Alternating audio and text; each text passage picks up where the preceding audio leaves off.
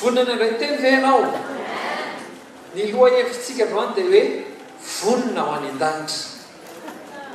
Averiko fandroany vonina ho any an-danitra. Marobe ny afatra amina fiangonana ankehitriny ary na itao fiangonana ny finoana ary dia be dia be karazana afatra samihafa, tomboteny samihafa izay entiny eto amin'ny fiangonana. Misy mampianatra momba ny ankohonana, misy mampianatra momba ny fitahiana, misy mampianatra momba ny fanambarana. Marobe karazana lohahevitra. Fa ny zavatra ao am-poko rehefa zoma tahaka izao dia ampianatra anao sy anomana anao mba ho any an-danitra. Satria za resy lahatra, ny mandresy lahatra indrindra dia izao, mivavaka isika mba ho any an-danitra. Na iza mivavaka, na aiza toerana hivavahana, ny antony hivavahana voalohany indrindra dia tsy hoe mivavaka satria manana olana, na mivavaka satria mila famonjena, mivavaka satria potika amin'ny fiainako, tsy zany ny antony hivavahana, fa mivavaka satria ho any an-danitra. Amen. Ao antsika mijery televiziona ihany koa mivavaka isika tsy noho ny antony maro samihafa, fa mivavaka isika mba ho any an-danitra. Zay mahatonga ny hoe isaky ny zoma atoandro eto amin'ny trano tokon'olona isotra dia misy fotoam-bavaka izay anasana antsika tsararay avy iomanana ho any an-danitra, iomanana amin'ny fiverenan'ny tompo. Ny lohahevitra dia hoe ny kristianina sy ny andro farany. Fa androany lohahevitra dia hoe kristianina sy ny farahandro. Samihafa tsinona ny hoe andro farany sy ny farahandro. Ny farahandro dia c'est le dernier jour. Ilay andro farany misy andro normal eto ambonin'ny tany. Fa izay ny farahandro, fa ny andro farany dia ireo andro rehetra amin'izao vanin'andro farany izao. Amen. Vonona isika avy eo any an-danitra. Ho antsika mijery televiziona, vonona ve isika amin'izao vanin'andro izao. Kolosiana 3:1 hatramin'ny 5. Kolosiana 3:1 hatramin'ny 5. Rehefa hitanao dia araka makitsika ny anaran'i Jesosy Kristy. Ny solamandry manao hoe ny tokony hanariana ny asan'ny nofo sy ny hitondran-tena miendrika ny filazantsara. Koa raha niarana tsangana tamin'i Kristy ianareo dia ka tsao ny zavatra any ambony any amin'ny toeran'i Kristy izay mipetraka eo an-tanan'ankavanan'Andriamanitra. Saino ny zavatra any ambony fa tsy ny zavatra ety an-tany. Fa efa maty ianareo ary ny fiainanareo miara-miafina ao amin'ny Kristy ao amin'Andriamanitra. Raha iseho Kristy fiainantsika dia hiara-miseho aminy koa mivoninahitra ianareo. Koa vonoiny momba ny tenanareo izay ety an-tany dia fijangajangana, faharotona, firehetam-po, fanirin-dratsy, fieremana dia fanompotsamo zany. Fa izany zavatra no mahatonga fahatezeran'Andriamanitra amin'ny zanaky ny tsy fahanarahana. Aveko kely ny zavatra ambakany amin'ny 9:2 ary 4. Sainy ny zavatra any ambony fa tsy ny zavatra ety an-tany. Fa efa maty ianareo, averiko fa efa maty ianareo ary ny fiainanareo miara-miafina amin'ny Kristy ao amin'Andriamanitra. Raha iseho Kristy fiainantsika dia hiara-miseho aminy koa amin'ny voninahitra ianareo. Tsindriko manokana hoe teny ambakany hoe fa efa maty ianareo. Resaka amina zanak'Andriamanitra avy eto anio. Resaka amin'olona ho any an-danitra avy eto anio. Zao na zainy sainy zavatra any ambony ozy izy fa tsy ny zavatra ety an-tany. Fa efa maty ianareo. Ary raha ohatra ka dika dia hoe efa ao amin'Andriamanitra ianareo. Fa efa maty ianareo, efa ao amin'Andriamanitra ianareo. Ka raha iseho Kristy satria ianareo ao amin'ny Kristy raha iseho Kristy, zany hoe raha iverina Kristy, dia hiara miseho amin'ny voninahitra koa ianareo. Amen. Misy afatra manokana zay mbola hitoizantsika manaraka le teny hoe efa maty ianareo, satria maro loatra amin'ny kristianina mbola velona be, velona loatra nefa hoe zanak'Andriamanitra.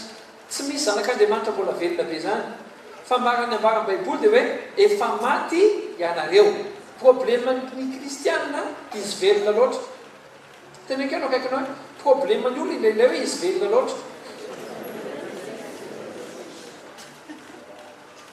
Zao lazay fa rehefa miseho Kristy ozy izy dia hiara miseho amin'ny voninahitra koa ianareo. Aveko fandroany fa rehefa miseho Kristy, na hoe rehefa miverina Kristy eny amin'ny rahona lanitra, dia miara miseho amin'ny voninahitra koa ianareo. Zany hoe raha tsomana kalasakana vavy zany dia izao ny fotoana hogoavana indrindra sy tsara indrindra ho an'ny olona zanak'Andriamanitra izay efa maty ao amin'ny Kristy dia ny fotoana fiverenan'ny tompo eny amin'ny rahona lanitra. Averiko fandroany, ny fotoana tsara indrindra, ny fotoana feno voninahitra indrindra, raha tianao adikako tsotra dia hoe ny fotoana tongavan'ny voninahitran'Andriamanitra meno fiainanao betsaka indrindra dia amin'ny fotoana isehoan'ny Kristy eny amin'ny rahona lanitra.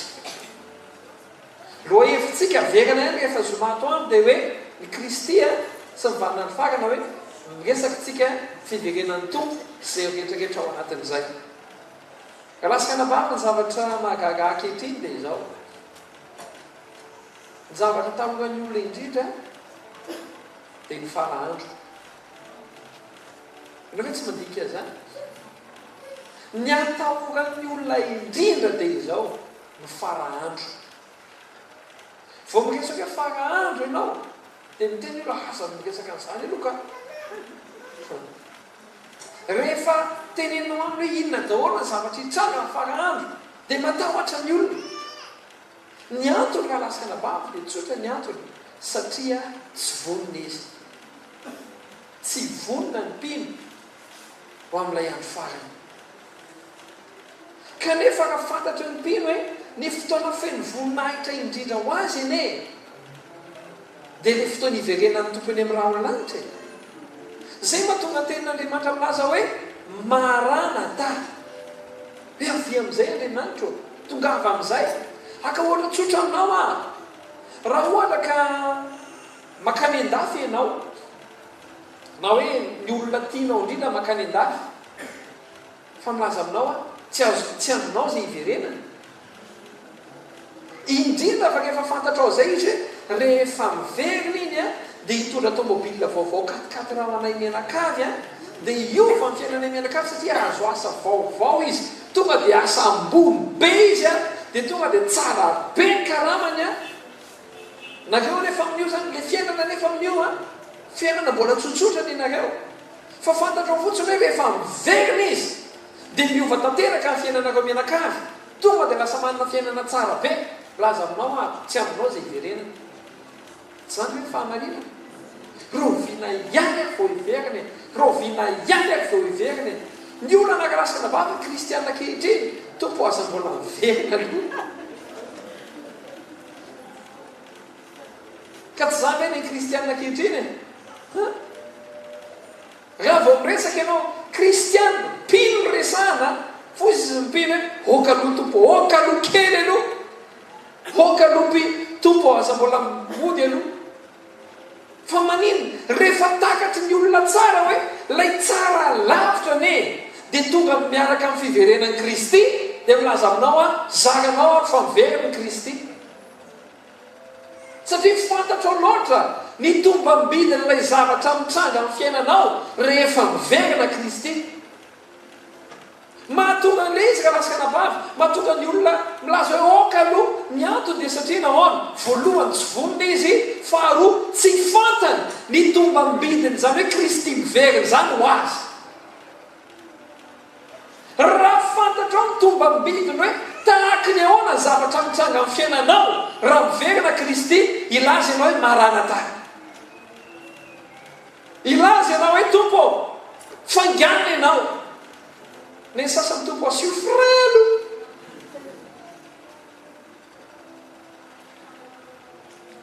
loha hevitsika an'io dia hoe vonona ho any danitra, vonona amin'ny zavatra rehetra. Fantaniko aminao, vonona venao amin'ny fiverenany tompo. Ho antsika mpijery televizion, raha tao anatinao zany hoe hay za tokoa kristiana, za zanak'Andriamanitra, fa za matahotra ka tonga tapoka ny andro farany zao dia matahotra, za matahotra ka verina tapoka Jesosy zao. Ho antsika tsarara ihany, fantaniko aminao, aminao ve vonona amin'ny fiverenany ianao? Vonona ve ianao? Androany ka lasaka nambafy dia ilaza aminao hoe ny tena kristianina dia tokony ho vonona amin'ny zavatra rehetra. Zaraiko ronono ny afatra ao anatin'ny fotoana fohy, tokony ho vonona amin'ny zavatra rehetra ny kristianina. Raha miverina ny tompo dia tokony ho vonona ianao, ary raha mbola tsy tonga izy dia tokony mbola vonona hiatrika fiainana ianao. Amen. Zany ny tena kristianina hoe tompo raha miverina ianao I'm ready, vonina. Raha ohatra ka mbola tsy miverina koa ianao tompo, tsy hoe faly amin'izany hoe tena soiana ianao fa mbola tsy miverina, fa tompo raha mbola tsy miverina koa ianao mbola vonina koa nefa hiatrika ny fiainana. Zany hoe na tonga ianao na tsy tonga ary tompo, vonina foana. Azonao ve ilay tompo vonina foana, tahaka ny ambaran'ny apôstôly Paoly eo amin'ny Filipiana voalohany dia ny faraka amin'ny roapolo, Jesosy Kristy no antony hahavelomako, fahafatesana no azoko tombony. Zany hoe amiko zany mety foana.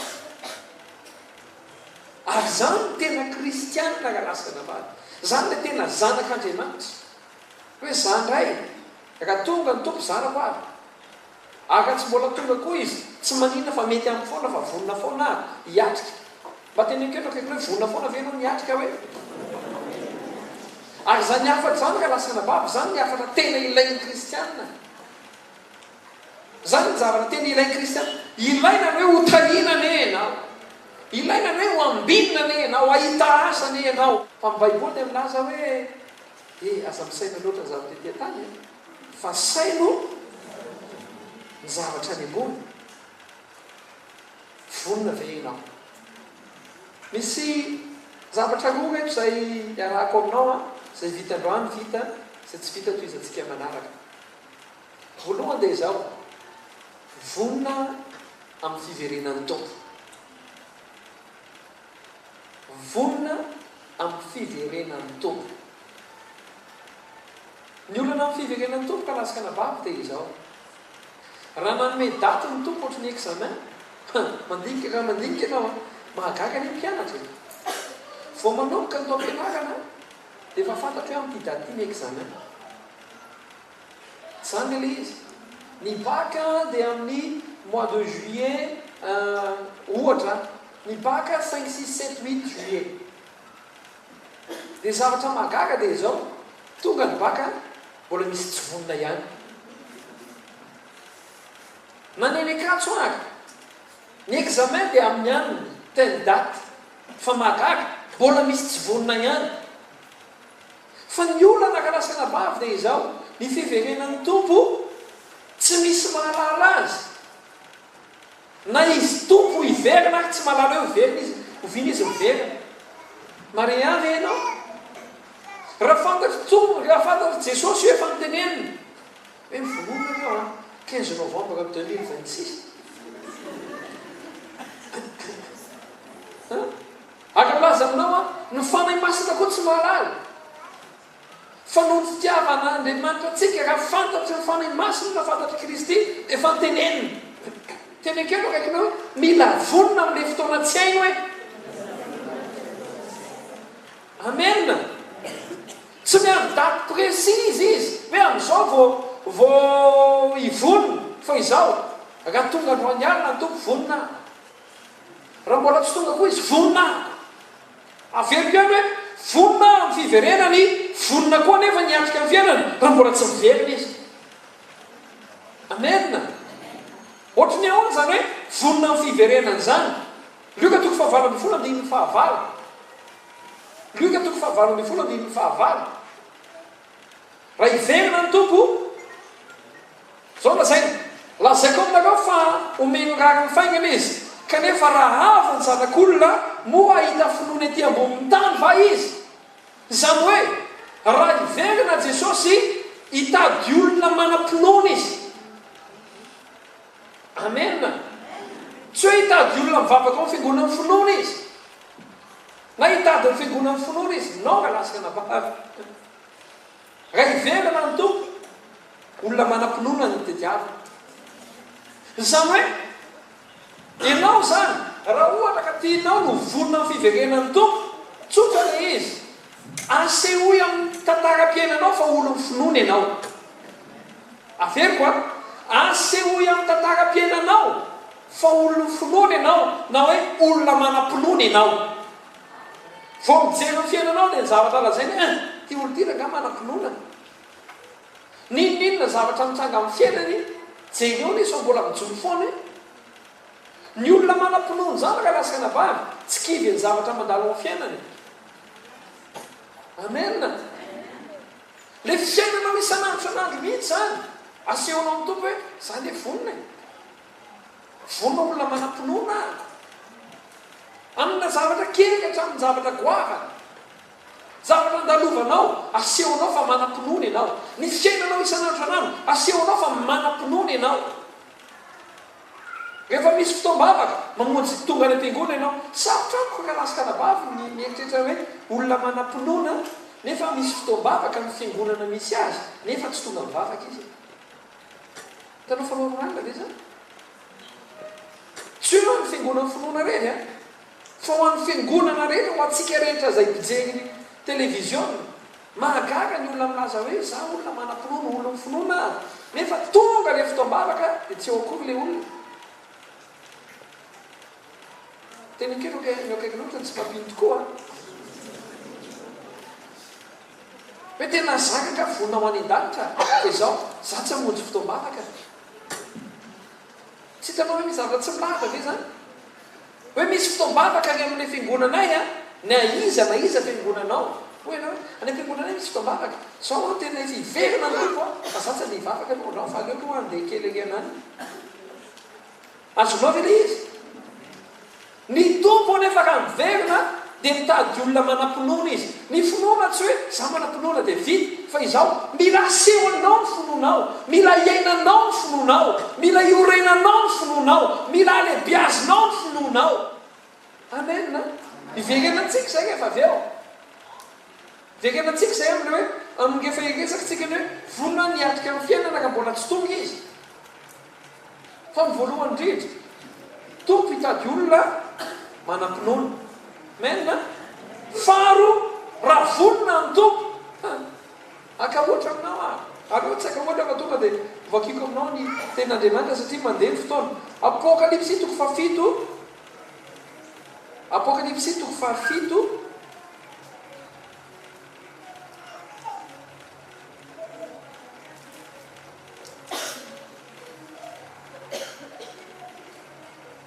andininy fahasivy ka hatramin'ny fahafito ambin'ny folo.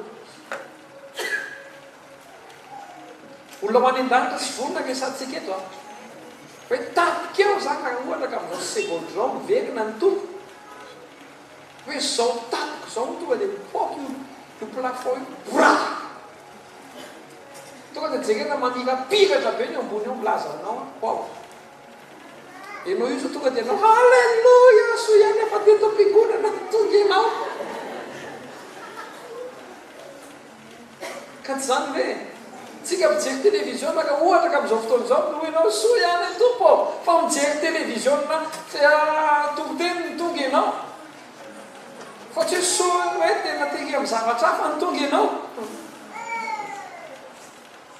mampiseho finoana tsiny. Faharoa lasika nabava Apokalipsy toko fahafito andininy fahasivy ka hatramin'ny fahafito ambin'ny folo. Ary rehefa afaka zany dia hitako fa indreo nisy olona betsaka tsy tambo isaina avy tamin'ny firenena rehetra sy ny fokom-pirenena sy ny olona aga ny samy hafa fiteny nitsangana teo alohan'ny seza fiandehanana sy teo anatrehany zanak'ondry miakanjo fotsy lava sady nitana sampandrovia teny an-tanana nanina moa zareo ny sasany tonga dia sampandrovia teny an-tanana inona ny tao alohany eo nitafianaona izy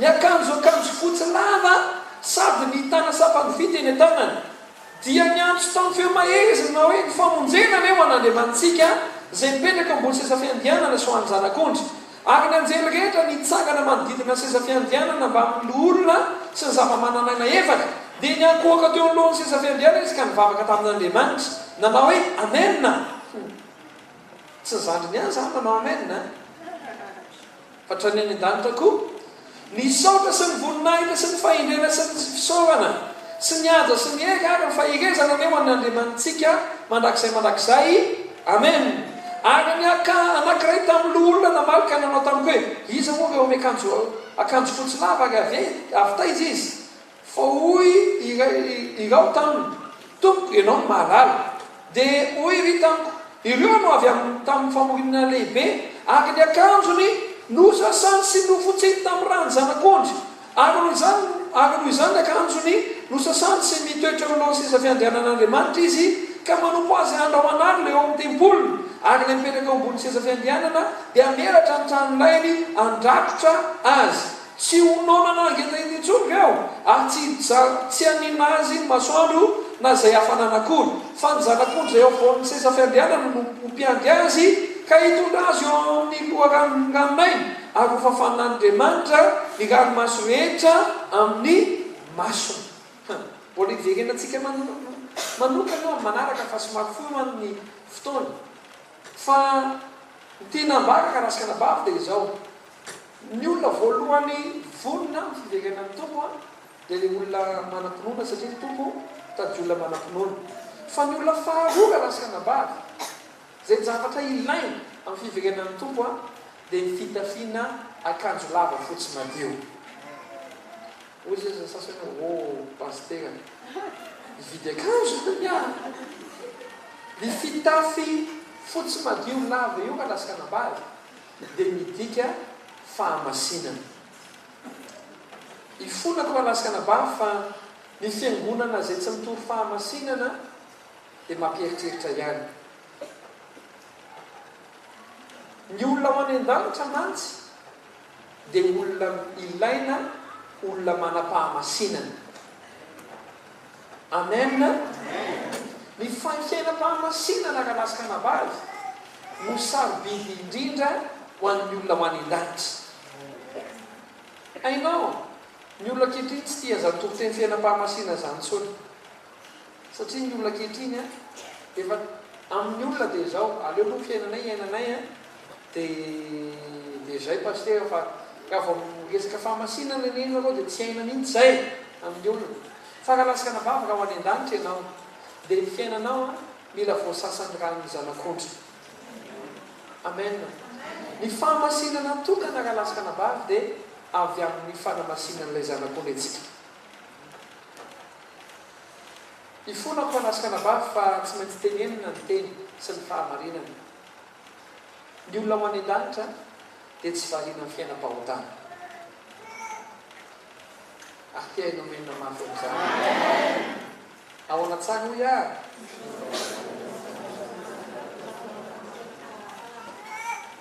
tsy variana amin'ny fiainam-pahotana ny fiainam-pahotana tsy compatible amin'ny lanitra raha ohatra ka mivonina ho any an-danitra tokoa ianao dia izao ary io ny fijangajangana ary io daholo ny endrika fikomina ary io daholo ndraindray koa moatsika rehefa miresaka fahotana dia fijangajangana ihany fa ny tena marina ny fahotana ka rasikana-bavy dia izao ny fahotana dia avy amina fahalotona fo mariavy ianao zao ka zay tena Andriamanitra tsy zay sambatra zay madio am-po fa izy no ahita an'Andriamanitra. Dia lazaina hoe zay tsy madio izy izy a dia tsy mahazo mahita ny tompo. Zany hoe ny tena marina zany dia izao ny fampotana dia avy amin'ny fon'ny olona tsiraray avy. Mariavy ianao tsika tsaka fijanganjangana endrika iray ny fijanganjangana, endrika iray ny fangalahana, endrika iray ny fanompo-tsampy, endrika samy hafa daholo reny. Fankalasakana-bavy eo raha teo any an-danitra ianao dia izao diovo ny fiainanao. Ary ny fanomboanao manadio ny fiainanao a dia amin'ny alalan'ny fanomboanao manadio ny fonao. Tena menina mafy ahy. Rehefa ao anatinao ny madio dia tsy hamoaka zavatra maloto ianao. Mariavy ianao. Rehefa madio ny fanahinao, rehefa voasasa tamin'ny rano zanak'ondry ianao, rehefa olom-baovao amin'ny Kristy ianao, ka lasakana-bavy eo, tsy olon'ny fahotana intsony ianao. Dia hoy ianao paster ka nenenene mba lavo ihany e, fa zao ka lasakana-bavy ny fambarinana, lavo impito ny marina kanefa tafarana ihany. Amen. Ilaina ka lasakana-bavy ny fiainam-pahamasinana. Fa rehefa misy zavatra sendra ka tsy nary ny fiainanao dia ny baiboly amin'azy hoe matoky sy marina izy, famena fahotantsika ary anadio antsika amin'ny tsy fahamarinana rehetra. Jesosy ho antsika izay zanak'Andriamanitra, Jesosy vonana anadio antsika foana. Tahaka ny olona anankiray eo anatrehan'Andriamanitra tsika izay rehefa maloto ka manatona anazy. Hitanao ohatra hoe zaza maloto anankiray tsy mahay manasa ny tenany, dia inona zavatra ataony? Rehefa tonga ho akaiky ny mamany izy na akaiky ny dadany, dia ny dadany na ny mamany no manasa azy. Mazava aminao ve ilay zavatra lazaiko? Mazava aminao ve ilay zavatra lazaiko ia? Izany hoe ny fahamarinana dia izao. Raha mila fiainam-pahamasinana ianao, ny fanalahidany fiainam-pahamasinana dia izao. Diovo ny fonao a dia aza manalavitra an'Andriamanitra. Fa Andriamanitra saky ny manantona azy ianao dia vonany anadio anao foana izy. Amen. Hatreo angamba no iarahantsika androany amin'ny fivononana. Voarainao tsara ve izy aloha? Voarainao tsara ve zavatra zaraiko taminao androany? Vonintsika ho any an-danitra. Ary izao zavatra roa izao ho tohizatsika amin'ny teboka manaraka dia izao. Tsotra be a, aka nasako antsika mijery televisiona rehetrarehetra sy mpihaino ny onjam-peo rehetrarehetra. Izao ilay afatra tsotra. Raha hiverina Kristy dia vonina any. Ary raha mbola tsy hiverina izy androany dia vonina niatrika fiainana. Amen. Izany hoe na miverina izy androany vao maika fifaliana ho azy satria nahoana ny fiverenany dia hidirako ao anatin'ilay fiainana feno voninahitra miaraka aminy. Fa raha mbola tsy miverina izy dia efa vonina koa hiatrika fiainana. Amen. Voarainao tsara ve ilay afatra? Ary ny fahavononako amin'ny fiverenan'i Kristy, ny fitazonako ny fonoko sy fiainako fiainana maneo fa mino aho isan'andronandro. Ary ny faharoa dia hoe fananako fiainam-pahamasinana. Ny fanalahidiny fiainam-pahamasinana dia tsotra, za tsy manalavitra an'Andriamanitra ary ny zavatra mitranga amin'ny fiainako a dia dioviko foana ny foko. Dioviko foana ny foko satria nahoana arakaraka izay atao anatiko ihany no avoakako eo amin'ny fiainako. Amen. Voarainao tsara ve ny afatra? Voarainao tsara ve ny afatra? Manantena antsika mpijery televisiona sy mpihaino ny onjam-peo a. Manantena anao mba ho avy eto amin'ny trano fokon'olo isotra isaky ny zoma atoandro amin'ny 12 ka hatramin'ny 2 ora latsaka fefany. Fotoana manokana izay homanantsika ho any an-danitra ny kristianina sy ny vaninandro farany.